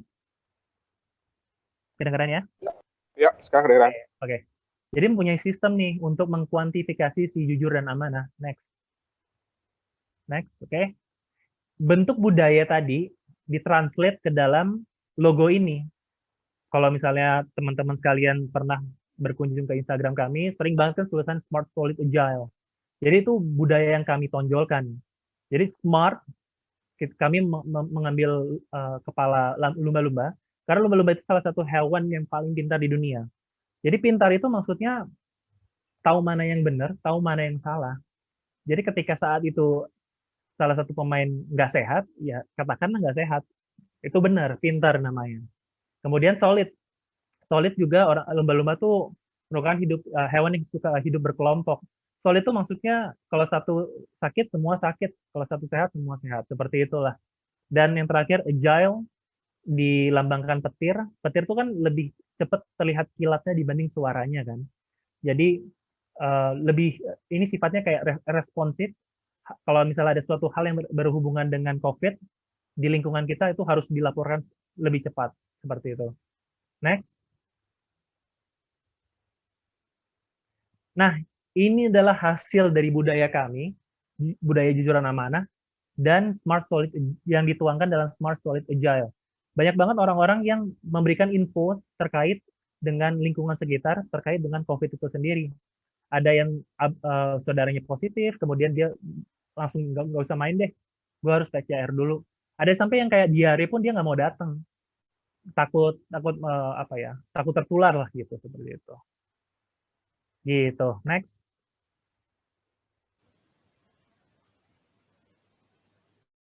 Oke, ini amit-amit, tapi kalau ada ya, kalau semisal ada orang pulang dari UFPG kemudian ada yang positif, proses pelaporannya kayak gini. Jadi si yang mengalami COVID-19 harus melapor ke pengurus.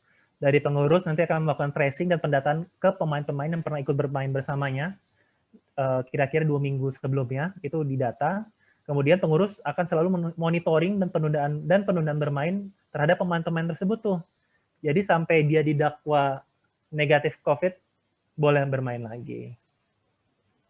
Oke, next. Oke, itu saja. Mari berolahraga dengan sehat, mari berolahraga dengan aman. Untuk menjalankan hal ini bukan berarti susah, ini gampang. Cuman satu, harus mau. Kalau misalnya nggak mau, ini susah.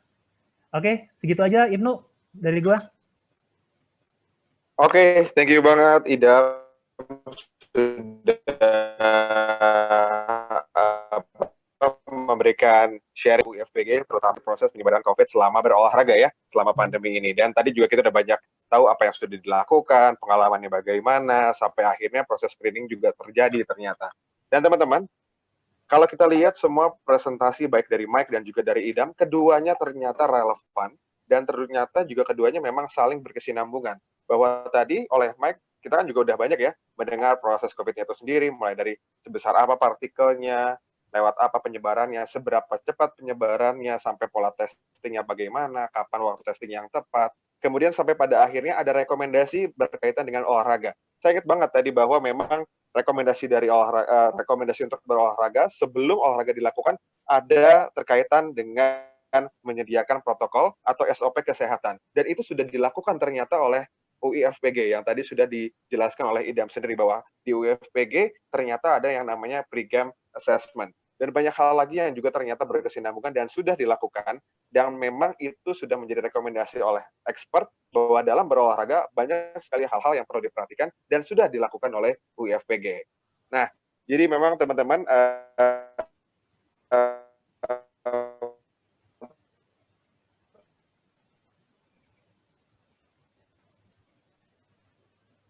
presentasi dari keduanya pada hari ini membahas tentang olahraga yang aman. Saya rasa memang sudah, saya rasa juga teman-teman pasti disampaikan. Kebetulan, apa pertanyaan ini dari teman-teman yang juga sudah hadir dan langsung sampaikan ke teman-teman narasumber. Dan selama 20 menit atau 30 menit ke depan, kita akan buka Q&A session. Jadi untuk teman-teman yang ternyata baru muncul pertanyaan sekarang-sekarang, atau nanti pada saat menjawab pertanyaan dari yang lain, itu masih boleh ya teman-teman dikirimkan ke UIFPG Admin, sehingga nanti akan diterima oleh saya dan akan saya bacakan ke narasumbernya. Oke, kita akan langsung masuk teman-teman ke Q&A session, baik untuk Mike dan juga baik untuk Idam. Saya dapat pertanyaan yang pertama nih teman-teman. Yang pertama ini dari Benget Sinambela, benar nggak ya? Sebutnya mudah-mudahan benar ya. Benget Sinambela dari Universitas Mitra Karya Bekasi. Nah ini pertanyaannya untuk Mike menurut saya. Pertanyaan gini Mike, siap-siap ya Mike ya? Ya Mike ya? Oke? Siap, oke. Pertanyaannya gini dari Benget Sinambela. Di tengah pandemi kita tuh telah melakukan tes PCR dan kita juga lakukan olahraga itu harus pakai sarung-sarung, terutama di bidang olahraga basket. Terima kasih. Nah maksudnya mungkin sarung-sarung ini apa ya, sarung tangan gitu ya, atau mungkin alat-alat pelindung yang lain. Jadi pengalamannya setelah tes swab PCR itu sudah non reaktif. Nah saat berolahraga apakah perlu sarung-sarung yang seperti tadi disebutkan, apakah sarung tangan mungkin dan alat-alat pelindung yang lain? Silakan Mike. Thank you, pertanyaannya bagus banget. Itu hal yang tadi tidak sempat gue jelaskan di presentasi gue, karena memang waktu terbatas. Banyak banget nanya gue, karena kebetulan gue juga olahraga, gue runner, gue trail runner, mountaineer, triathlon. Dan banyak banget nanya gue, Mike, gue tuh mau olahraga, tapi gue nggak mau banget pakai masker, karena gue nggak kuat. Gimana dong? Sebenarnya WHO itu sudah mengeluarkan rekomendasi tentang penggunaan masker dan penggunaan pelindung pada saat kita melakukan olahraga di tengah pandemi ini. Lalu apa yang mereka katakan? Masker dulu deh, yang paling penting dan paling kontroversial. Sebenarnya mereka tidak merekomendasikan penggunaan masker pada high intense training. Misalnya apa? Lari cepat. Misalnya kita lagi main basket, lagi main bola, itu tidak disarankan untuk menggunakan masker. Kalau apa cara mitigasinya? Ya mitigasinya itu tadi, kita tes dulu, pastikan negatif. Tetapi diingat ya, tadi saya sudah bilang bahwa komunikasi resiko itu harus tetap dilakukan. Masih ada kemungkinan ketularan kalau negatif, masih bisa. Kita belum tahu, siapa tahu dia negatif karena apa. Tadi kita udah lihat kurva tentang waktu pemeriksaan, siapa tahu dia tesnya cuma tes antibody, negatifnya 1 minggu sebelum keluar gejala. Bisa tetap negatif, bisa tetap positif, bisa tetap mengeluarkan, bisa nantinya gitu. Kita harus berhati-hati. Kalau saran saya apa? Sebisa mungkin tetap gunakan alat pelindung diri, tetapi kita harus sadar akan kemampuan fisik kita. Kalau misalnya kita pakai masker engap banget, ya udah, mungkin nggak perlu pakai masker. Tapi kita harus memastikan bahwa kita aman dan teman-teman kita aman. Jadi ada mitigasinya, ada resiko, ada pembilang resikonya, tapi ada juga kompensasinya. Untuk penggunaan glove gimana? Boleh aja pakai glove, saya rasa nggak masalah. Tapi apa? Yang harus diperhatikan dalam penggunaan alat pelindung adalah pemakaian dan pelepasan alat pelindung itu dengan baik dan benar. Jadi kalau misalnya pakai glove, jangan dilepas glove-nya, terus habis itu glove-nya dipakai buat ngelap keringat. Ya itu sama aja bohong. Ngapain lo pakai glove kalau kayak gitu kan? Jadi itu harus diperhatikan. Glove habis dilepas, nanti bagian luarnya jangan dipegang lagi pakai tangan kosong. Atau habis memegang glove-nya, habis melepas glove-nya, cuci tangan terlebih dahulu, baru melap keringat. Boleh-boleh saja. Mau pakai masker waktu olahraga, kalau kuat, CO2 max-nya memang tinggi banget, monggo silakan, nggak masalah juga. Oh, itu sebenarnya nggak akan sampai membunuh, membuat pingsan, membuat sakit segala macam, nggak akan. Cuma kurang nyaman saja. Begitu jawabannya kira-kira. Oke, Mike, thank you ya. Berarti memang sebetulnya penggunaan glove ataupun apa namanya masker memang sebetulnya ada saran, tapi mungkin disesuaikan juga dengan jenis olahraganya yang tadi dijalankan gitu ya. Dan yang paling penting tetap harus ada komunikasi risiko, walaupun tadi hasil testingnya itu sudah negatif. Jadi memang hasil testingnya itu bukan berarti menyatakan kalau kamu negatif ya sudah pasti akan negatif ke depannya gitu ya. Tetap harus diperhatikan untuk next-nya apabila ada risiko-risiko yang mungkin akan timbul. Gitu Mak ya, betul ya? Untuk Benget mungkin apakah menjawab pertanyaannya Benget mungkin silakan sudah di-unmute oleh tim. Oke Kak, terima kasih Kak. Kak, sudah ini cukup kan jelas ya berarti ya? Tidak Kak, ya, saya boleh tanya lagi boleh Kak? Ada timbul pertanyaan lagi Kak. Ya. Tadi terima kasih buat Kak ini telah menjelaskan. Jadi kan selama ini kan saya juga punya teman-teman Kak. Kebetulan di kampus kita selalu melakukan setiap latihan harus menerima kayak di UEPG kita hasil tes swab dulu baru bisa ikut latihan dan yang sarung kayak harus pakai sarung. Dan pertanyaan kedua gini Kak, kita telah melakukan kita udah lengkap nih, tapi tiba-tiba kita dapat kabar sepulangnya dari teman kita walaupun dia tadi udah tes swab tiba-tiba positif itu Kak. Itu gimana Kak? Soalnya saya pernah ngerasain gitu. Cara mengatasinya. Jelas gak Kak? Boleh gue langsung jawab, Ibnu? Boleh gue langsung jawab? Oke, teman setelah tes swab yang sebelum ya silakan. Oh iya. Oke, jadi setelah dia main tadinya negatif, tiba-tiba positif, apa yang harus dilakukan? Karena kira-kira. Nah iya Kak. Terima kasih Kak. Oke, sip. Jadi bagus banget pertanyaannya. Itu adalah hal yang biasanya tidak kita perhatikan. Biasanya kita perhatikan gimana cara mencegah, tapi kita tidak mempunyai rencana kalau misalnya pencegahan kita gagal, kita harus gimana. Itu kita harus siap-siap. Tadi saya sudah bilang untuk pembuatan SOP atau rencana-rencana cadangan kalau hal seperti itu terjadi. Jadi apa yang harus dilakukan? Pertama, paling penting banget kontak tracing. Kontak tracing itu apa? Kita harus memastikan bahwa orang-orang yang berinteraksi dekat dengan dia, main satu game dengan dia, mungkin duduk bareng bersebelahan, minum berdekatan, makan berdekatan, semuanya itu diperiksa. Terutama apa? Terutama kalau misalnya dia ada gejala. Jadi kalau gue jadi lo nih, atau gue sebagai pembuat eventnya, gue bakal send SMS, WhatsApp, segala macam lah. Yang penting pesan dikeluarkan ke teman-teman yang main pada hari itu, jujur kepada mereka, bilang, ada teman kita nih yang positif. Kalian ada yang punya gejala apa enggak? Lalu kalian sarankan untuk pemeriksaan antara rapid swab antigen atau boleh PCR sekalian. Kalau mau pasti ya langsung di PCR saja. Tapi kalau misalnya ada keterbatasan biaya, keterbatasan resource, bolehlah kita lakukan swab rapid antigen. Tapi ini apa? Itu harus direncanakan dari awal. Kalian harus punya rencana. 2, kontak tracing tetap harus dijalankan. Boleh kalian sembunyi-sembunyikan kasus itu, tetap bilang ke orang-orang yang ada kontak dengan orang yang positif itu, lakukan pemeriksaan kalau bisa dan kalau punya dana atau resource. Itu ya kira-kira. Oke. Banget, thank you Mike juga sudah menjawab pertanyaannya Benget nih tadi. Mudah-mudahan terjawab ya Benget ya dan bisa dimitigasi semua resiko-resiko yang sudah tumbuh ya.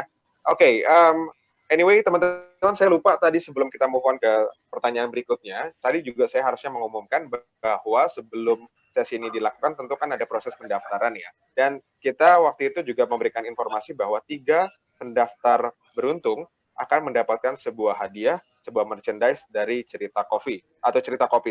Dan saya akan langsung umumkan, kebetulan hanya ada 2 nih yang beruntung karena 3 lagi tidak hadir. Jadi saya akan umumkan langsung, beliau-beliau ini memenangkan door prize saat registrasi, yaitu yang pertama saya akan umumkan, selamat untuk Wira Satya dan juga selamat untuk Muhammad Ilham Akbar yang mendapatkan door prize ataupun merchandise dari Cerita Kopi karena sudah melakukan registrasi di waktu yang tepat.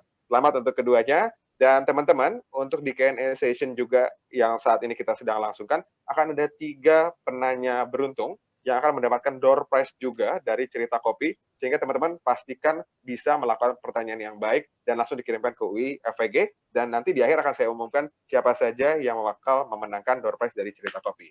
Oke teman-teman, selamat tadi untuk Wira Satya dan juga Muhammad Ilham Akbar. Nah, kita akan move on. Ke pertanyaan berikutnya, ini saya sudah dapatkan pertanyaan dari Grace FKUI Ya, menurut saya ini bisa langsung dijawab sama narasumber yang kedua ya, Idam. Pertanyaannya gini, Idam sudah ada ya standby ya? Oke, ada. Oke, pertanyaan dari Grace seperti ini. Berdasarkan data yang sudah didapatkan oleh UIFPG, apakah sudah ada yang lolos screening pemeriksaan, wawancara, sudah bisa main, namun pada akhirnya tetap terdapat kejadian penularan di antara member UIFPG?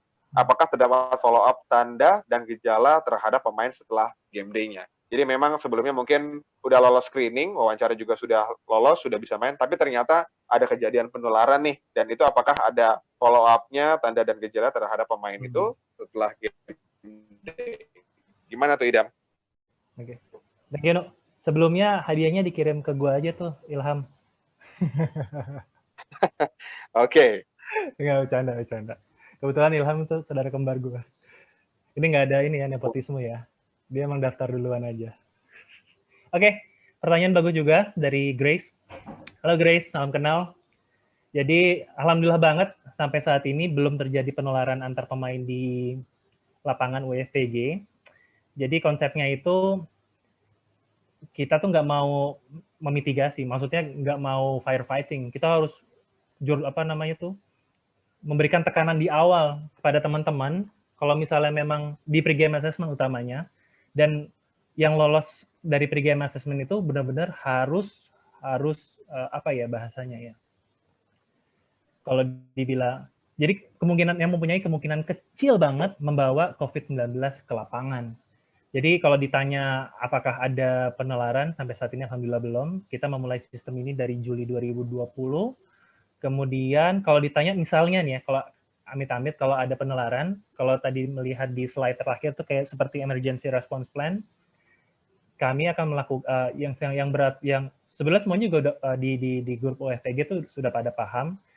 Nggak hanya kasus positif aja, jadi kalau misalnya ada info-info terkait tentang si COVID ini, nanti laporannya langsung ke pengurus, bisa ke saya, bisa ke gua, bisa ke ada tadi si Arif, atau misalnya bisa ke Yano. Yano, mana Yano suaranya? Oh, lagi sibuk Yano ya. Oke. Oke, jadi ketiga orang itu, dari situ nanti kalau misalnya bentuknya lesson learn, nanti kami akan package itu dalam satu one pager gitu, atau misalnya dalam bentuk tulisan aja, langsung share ke teman-teman. Itu juga sering kami lakukan di posting-posting Instagram kami. Kemudian kalau misalnya ada setelah dari WFPG COVID, tracing-nya tuh bentuknya seperti mengadopsi yang tadi Michael bilang. Jadi langsung pemain yang saat itu bermain tidak boleh bermain dulu, kemudian tracing ke belakang, si pemain ini tuh sudah bermain sama siapa aja, dan orang-orang yang sudah bermain sama si pasien COVID ini nanti juga ditahan dulu untuk bermain.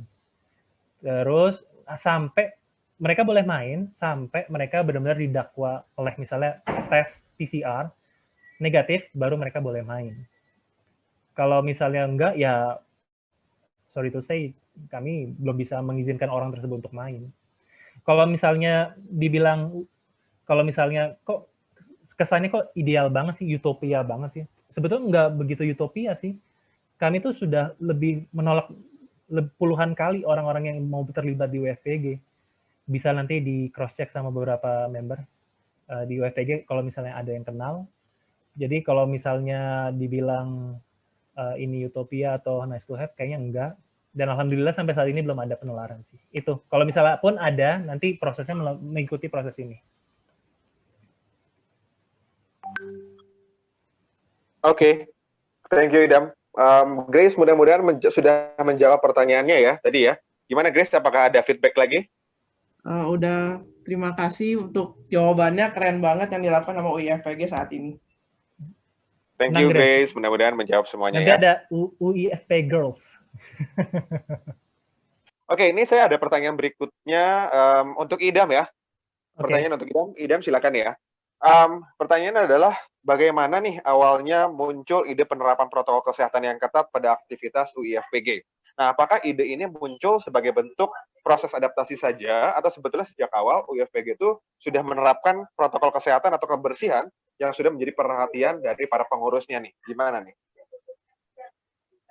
Oke. Jadi sebetulnya si pre-game assessment ini muncul ya di saat pandemi seperti ini. Di bulan tadi kalau tadi mendengar ya, kalau misalnya tadi dari awal mendengar, kalau di bulan Maret tuh kita stop basket karena menurut kami peningkatan laju kecepatan si COVID ini sendiri membuat kami tuh belum jadi nggak berani. Oke lah, kita pensiun basket dulu lah, temporary. Selama sebulan, 2 bulan, 3 bulan. Kok kayaknya nggak enak ya? Sama aja kayak misalnya kita makan menggunakan tangan kiri yang biasanya kanan. Itu kan rasanya nggak enak banget. Ada yang ganjel. Dan menurut kami itu kan basket sarana selain olahraga ya, sarana pelampiasan atau peningkatan endorfin, terus sosialisasi. Banyak banget yang dari UFPG ini menciptakan banyak-banyak kayak startup company, bisnis, dan semacamnya. Jadi kita butuh itu tuh. Kami tuh butuh banget basket. Sarana kami tuh ya untuk semua hal lah basket. Jadi di bulan Juli tuh kami memberanikan diri untuk memulai basket, tapi dengan syarat menggunakan pre-game assessment. Pre-game assessment sebetulnya lahir, saya tuh nggak melihat dari WHO dulu. Saya mengadaptasi pekerjaan saya sebagai inspection engineer yang hubungannya kepada risk suatu equipment, proses equipment lah. Mereka intinya ngecek kesehatannya si equipment lah, mau pipa, mau jadi awalnya memang dari situ. Kok kita pipa equipment aja bisa kami kontrol, kenapa enggak hal-hal yang kayak gini kita juga bisa kontrol. Jadi kalau ditanya bagaimana lahirnya ya karena pandemi ini, dan kami rasa sih ini 1-2 tahun ke depan juga kayaknya sulit untuk berubah ya. Kalau misalnya dilihat dari jumlah vaksin dibandingkan sama jumlah masyarakat Indonesia aja tuh udah jauh banget. Jadi kayaknya juga akan sebagai dimulai di Juli 2020 dan ini berhentinya kapan ya nggak tahu. Kita akan pakai terus ini sampai didakwa ini udah nggak jadi pandemi lagi mungkin. Gitu. No. Oke, very interesting. Berarti sebetulnya memang ini prosesnya berawal dari proses adaptasi ya. Dan tadi ada korelasi juga dari pekerjaan yang sehari-hari kok ini bisa dicek alat-alat, tapi kenapa manusia aja nggak bisa dicek? Akhirnya dijalankanlah protokolnya ke UFPG gitu ya, berarti Idam ya? Yes, betul. Nah, kalau memang itu berangkat dari proses adaptasi, sebetulnya apa sih yang membuat para pendirinya nih atau anggota-anggota di UFPG itu percaya diri kalau menjalankan serangkaian protokol yang jauh lebih rumit dari sekedar mencuci tangan? Kan biasanya kita 3M, masker, cuci tangan, menjaga jarak, tapi ini juga dijalankan nih yang lain. Bukannya ada juga ya puluhan atau mungkin ratusan komunitas basket yang tetap berjalan secara operasional tapi minim sekali protokol kesehatannya. Nah, sebetulnya apa tuh yang bisa membuat para pendirinya, para anggota dari UFPG itu pede sekali menjalankan proses ini yang dari awal rumit ya, kita bisa bilang ada pre-game assessment, kemudian ada screening yang lain, ada wawancara. Itu kenapa ya kira-kira bisa berjalan? Kalau kami tanya sih sebetulnya nggak terlalu rumit ya, karena ada willingness untuk melakukan hal ini. Terus kalau dibilang yakin, karena basic kita tidak percaya dengan omongan, basic kita tuh percaya dengan data. Jadi level confidence-nya juga jadi lebih meningkat. Jadi misalnya kayak, oh ternyata secara di data orang ini dengan risk levelnya hijau dengan banyak pertanyaan yang sama. Jadi kan sudah kayak menjadikan dalam satu level tuh komunikasi tentang sehatnya tuh bagaimana. Terus nanti keluar hasil akhirnya tuh seperti apa. Jadi kan orang-orang juga jadi, oh nih aware nih, kayak oh ternyata risiko gue tinggi nih, jadi udah gue kurangin. Jadi maksudnya semua itu basisnya basis data, bukan basis oke gue sehat, oke gue nggak ada gejala. Dan kalau gue menginterview beberapa orang yang kena COVID, salah satu yang menjadi penyebabnya adalah itu terlalu percaya. Padahal secara data belum dibuktikan secara testing misalnya. Juga misalnya belum kan sifatnya umum kata-kata sehat ya, belum ditanya detail lebih apakah teman kantornya itu ada yang kena, apakah dia naik kendaraan umum atau kendaraan pribadi, ya, itu kan banyak banget yang bisa ditanya dan itu bisa dikuantifikasi lah. Jadi kenapa teman-teman UFPG yakin? Yang pertama karena itu sih basisnya data. Jadi bisa dilihat siapapun yang mana yang sehat, yang mana yang enggak gitu sih. Oke, oke. Nah, teman-teman ini penting banget nih berarti bahwa yang kalau misalkan sudah dijalankan UIFPG itu sangat-sangat tidak ribet sebetulnya. Justru penting untuk dilakukan ya, pre-game assessment, ada wawancara. Dan yang menarik adalah memang dalam pengambilan keputusannya di UIFPG ternyata data driven ya, gitu ya, Yes, betul. Idam ya. Memang Betul. berdasarkan data, kemudian nanti dibuktikan dengan serangkaian protokol yang tadi, proses yang tadi, sehingga pada akhirnya meminimalisir proses penyebaran itu tadi, gitu ya, Idam ya. Wah, ini very interesting nih, bisa ditiru untuk semua komunitas yang ada olahraga, nggak cuma basket, tapi juga Ya, segala olahraga betul. yang seharusnya bisa diterapkan. Betul Gitu sekali, ya. betul sekali. Oke, Bahkan next-nya nih. bahkan nggak Ya, gimana? nggak hanya olahraga, semua banyak aktivitas bisa melakukan hal ini sebetulnya. Oke, sepakat. Nah, teman-teman bisa dipahami sekali ya bahwa kita bisa langsung menjalankan itu sebetulnya tanpa harus ada kesulitan yang berarti, gitu ya. Oke, next-nya nih ada satu pertanyaan, kita masih ada waktu ya. Oke, saya punya pertanyaan lagi nih. Ini untuk Mike sih sebetulnya ya. Ini dari Didin. Nah, ini tadi olahraganya dia sepeda nih, Mike nih. Pertanyaannya adalah, boleh nggak sih Mike di-share dong olahraga apa aja yang low risk, medium risk, dan juga high risk, supaya nanti bisa jadi alternatif teman-teman yang sedang berolahraga nih nanti. Oke. Thank you pertanyaannya. Wah, sepedaan. Gue juga sepedaan nih, tapi berhubung COVID udah lama banget gue nggak peloton lagi. Takut, tapi ya kangen juga sih. Oke, kita coba bagi risknya. Sebenarnya bukan hanya dari jenis olahraganya, tapi lebih dari komponen-komponen olahraga itu sendiri. Misalnya apa? Kalau dia main badminton indoor, main. Tapi partisipannya ada 50 orang, rame-rame dalam satu ruangan itu. Itu tetap masuk high risk. Kalau misalnya dia main basket, tapi cuma 4 orang deh, 2 on 2 doang, misalnya. Dan di dalam satu ruangan gede itu cuma mereka berempat aja. Masih masuk medium to low risk gitu. Jadi kalau saran gue sih sebenarnya bukan ke arah jenis olahraganya ya, tapi mungkin lebih diperhatikan komponen dari olahraga itu sendiri. Kan misalnya sepedaan. Kalau lo sepedaan MTB sendirian di gunung sama lo peloton di tengah Sudirman, of course beda resikonya. Sekarang kalau misalnya gue saranin, kita coba kalau misalnya menjawab pertanyaan lo untuk lebih simpelnya. Kalau misalnya gue saranin jadi jenis gimana? Low risk, kita bilang trail run deh. Trail run di gunung, itu masuk low risk. Mountain bike di rute trail, low risk, of course. Kalau lo sendirian atau berdua doang. Yang medium risk itu gimana? Medium risk misalnya lari bertiga di tengah Sudirman, lagi weekend lari sama teman-teman. Itu masuk medium risk sebenarnya. Lo deket-deketan. Habis itu apalagi kalau lo makan barengan. Kalau makan barengan, habis itu ngumpul-ngumpul lagi masuk high risk. Kalau yang high risk apa? High risk itu kebanyakan yang indoor dan close contact. Olahraga indoor dan close contact. Banyak pelatihan bela diri juga sekarang udah nggak bisa dilakukan. Gue Aikido nggak bisa dilakukan lagi. Kenapa? Karena sangat close contact. Deket banget kita sama lawan kita. Itu tuh masuk ke high risk. Kira-kira semoga itu bisa menjawab. Tapi mindset yang gue mau taruh adalah jangan cuma mikir jenis olahraganya, tapi lebih ke komponen olahraganya. Kalau misalnya lo mau super duper low risk, lo suka main bola, mau super duper low risk, ya udah lo tenang-tenang sendiri aja berdua sama kipernya penalty kick. Bisa juga, masih masuk. Gitu. Oke, thank you Mike. Berarti tadi udah di-share tuh ya, di Din ya, ada beberapa opsi sebetulnya yang menjadi low risk, medium risk, dan juga high risk. Tadi ada mountain bike, terus kalau misalkan medium risk-nya ada bisa lari bertiga di Sudirman, itu termasuk dengan medium risk ya, karena deket-deketan. Dan kalau yang high risk memang yang kira-kira tipenya di indoor. Nah, tadi ada notes-nya tuh, Din, tadi dari Mike bahwa nggak mesti ngecek bahwa yang mana yang high risk medium risk-nya, tapi juga memang komponen dari masing-masing olahraga itu sendiri. Gitu ya, Din ya. Ada feedback mungkin dari Didin? Atau cukup?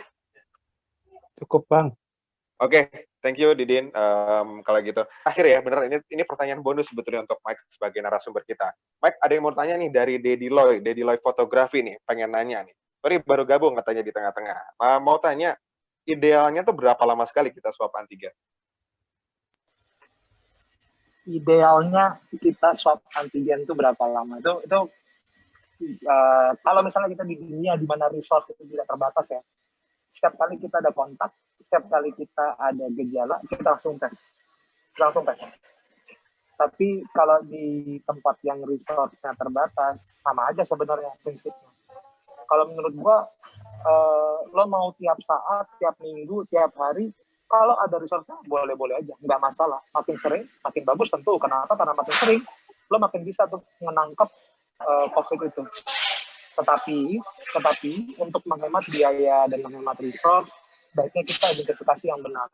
Apa itu identifikasi yang benar? Kalau misalnya kita memang ada kontak erat, kita memang bekerja di lingkungan yang kontak erat, misalnya dokter segala macam, tes rutin itu perlu dilakukan. Kalau misalnya kita tidak bekerja di lingkungan yang high risk, mungkin tidak perlu dilakukan secara rutin. Tetapi jika memang ada riwayat kontak yang erat atau ada gejala yang mirip dengan gejala COVID, lakukan tes segera. Itu sih singkatnya. Oke, thank you Mike ya. Berarti dari Daddy Loy tadi harusnya sudah terjawab ya bahwa memang idealnya kalau memang ada resource-nya, baru garis bawahi ada resource-nya, itu sesering mungkin akan lebih baik. Tapi kalau memang seandainya resource-nya terbatas, berarti nanti perlu diidentifikasi kira-kira apakah kita ada kontak mungkin dari pekerjaannya dan juga yang lainnya. Gitu ya. Mudah-mudahan terjawab ya, Didi ya. Oke, teman-teman, ini kita sudah ada di akhir atau di ujung rangkaian Pick Up Talks pertama kita pada sore hari ini. Dan terima kasih banyak nih teman-teman yang apa yang tadi sudah disampaikan oleh Mike dan juga oleh Idam, semuanya bisa sangat bermanfaat dan tentunya yang paling penting adalah bisa langsung diikuti. Nah, teman-teman, tadi saya sesuai janji bahwa akan ada 3 pemenangnya yang paling baik atau yang paling awal gitu ya. Saya akan langsung umumkan siapa saja yang akan mendapatkan door prize khusus dari Cerita Kopi. Nanti teman-teman semua, saya harapkan teman-teman yang menang dan juga yang join itu bisa follow Instagram Cerita Kopi di Cerita Kopi lagi ya. Cerita Kopi _ berikutnya karena Cerita Kopi sering banget nih kirim-kirim door prize untuk teman-teman semua. Sekali lagi selamat tadi untuk yang pertama adalah untuk Benget Senambela dari Universitas di Bekasi, kemudian yang kedua adalah dari Grace di FKUI, dan yang ketiga adalah dari Aditya Mahendra dari komunitas UI Ganteng. Jadi sekali lagi selamat untuk teman-teman yang tadi sudah mendapatkan door prize-nya di Cerita Kopi. Kemudian sebelum saya tutup, saya mau ikut mengumumkan juga, memberikan informasi juga bahwa terkait dengan UI Pick Up Talks kali ini kan memang diinisiasi oleh UI FPG. Nah, kita pengen teman-teman yang sudah kita pada hari ini mudah-mudahan main bareng dengan kami di UI FPG. Nanti bisa langsung follow juga Instagramnya di @UI_Friday_Pickup_Games ya teman-teman. Di sana nanti akan disampaikan kapan sih jadwalnya kita akan main bareng, kapan sih kita akan bareng-bareng untuk berolahraga walaupun di masa pandemi. Karena seharusnya sudah bisa dipastikan bahwa secara protokol UIFPG sudah menjalankan dan insya Allah nantinya juga sudah lebih aman ya teman-teman ya. Jadi untuk teman-teman yang khawatir ingin berolahraga selama masa pandemi, silahkan gabung dengan UIFPG dengan cara follow dulu di @UI_Friday_Pickup_Games. Nanti di sana akan disampaikan bahwa kapan jadwalnya kita akan berolahraga. Dan tentunya buat teman-teman yang itu tidak hanya nanti bareng-bareng olahraga, tapi juga bisa langsung berkonsultasi terkait dengan race assessment. Jadi misalkan ada beberapa teman-teman di luar dari olahraga basket yang sudah join di sesi kita pada hari ini dan sudah dapat best practice-nya, success story-nya dari UFPG berkaitan dengan meminimalisir proses penyebaran COVID berdasarkan tadi ya, ada risk assessment, ada screening, ada wawancara, tes psikologi, segala macam. Pasti teman-teman juga pengen tahu gimana sih prosesnya, apakah ini sudah sangat efektif, kalau berdasarkan cerita sudah efektif gitu ya. Nah, berdasarkan yang tadi ingin lebih tahu bagaimana implementasinya, apa saja bahannya, menyiapkannya seperti apa, kita sangat welcome di UIFPG. Sekali lagi, silakan follow di @UI_Friday_Pickup_Games. Nanti bisa juga silakan kirimkan DM kalau ada pertanyaan-pertanyaan khusus terkait dengan risk assessment. Kita akan dengan senang hati berbagi kira-kira bagaimana implementasinya. Dan tentunya tadi ya kita juga sudah kedatangan staf khusus Kemenpora, dari mereka pun juga sudah acknowledge bahwa proses olahraga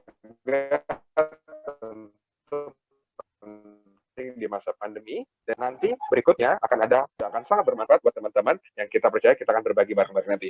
Itu saja dari kita di UI Friday Pickup Games berdasarkan program Pick Up Talks volume pertama. Mudah-mudahan sangat bermanfaat buat teman-teman semua. Sekali lagi saya ucapkan terima kasih. Saya mewakili semua teman-teman dari UFPG dan ingin mengucapkan pertama untuk narasumber kita, Mike Yosia, thank you so much sudah join dengan kita. Dan juga dengan Idam Akbar, thank you so much sudah berbagi success story dan best practice-nya. Mudah-mudahan semuanya sangat bermanfaat ya. terima kasih untuk semuanya yang juga sudah hadir pada sore hari ini. Sekali lagi saya ucapkan terima kasih. Saya tutup. Mohon maaf kalau ada kesalahan dari saya pribadi.